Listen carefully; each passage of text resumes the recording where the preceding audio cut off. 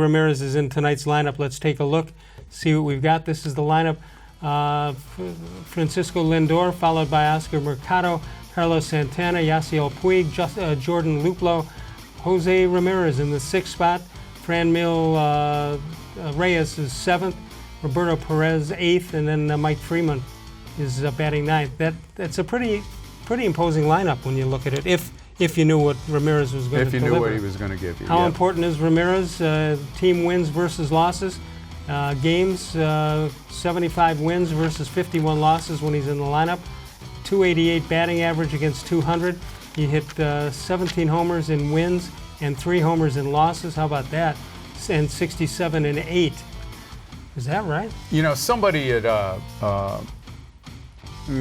National Baseball writer, and I can't remember who, said on the radio the other day that, well, when you look at it, the Indians have a pretty good record with Ramirez out lately.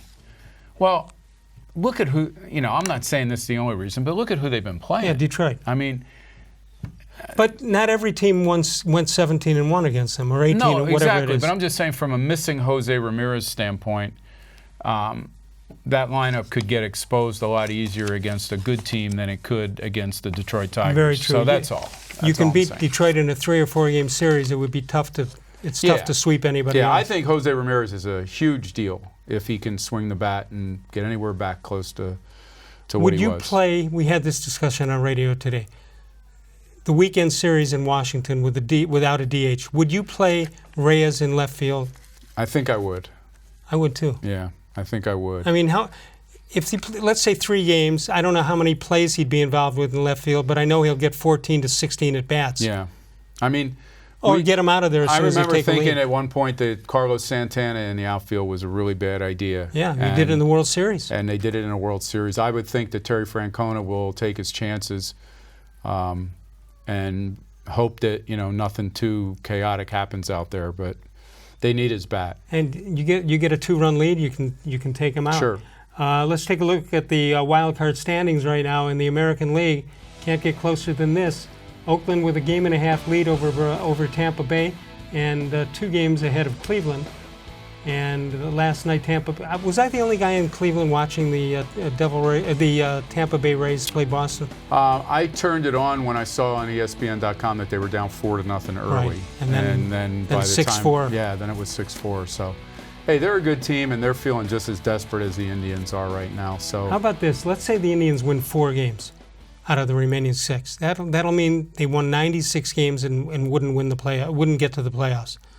96 games is tough. Yeah, it really is. And especially, I know people think we make excuses for them at times, but given what they've lost this year, with Kluber, Carrasco, Ramirez, who else am I missing? They never did have Zimmer. Clevenger. I just, you know, Hand was only out for a little while, so I don't really include but that him. hurt. So I just, listen, I think they'd be overachieving right now if they made the playoffs. 2 people in the organization have told me they think this is the best job Francona has done as manager of this team. Was Francona one of them? He was one of them, and then the popcorn salesman. No, 2 different people said. I thought he was in danger of being bored back in May and June. Looked like games were going his way, and he's been here a long time when you think about it. Yeah, this is a much different lineup than that was back in June. Very too. true. You know, I mean, he might have just recognized with that lineup and the injuries that they were going nowhere unless they made some changes. Somehow he's brought them to where they need to be at this point. I mean, if you knew all the injuries and you were told you get to the last week and you're where you're at, it's a pretty good job. Yeah, I think so. And you know, they've had, and they didn't, you know, early on they had some real key players who weren't hitting at all early on.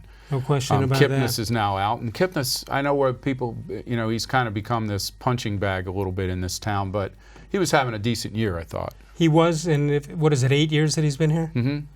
He's a pretty solid guy. Yeah, he's had a couple bad years lately, but he was a key part of them hanging in it this year.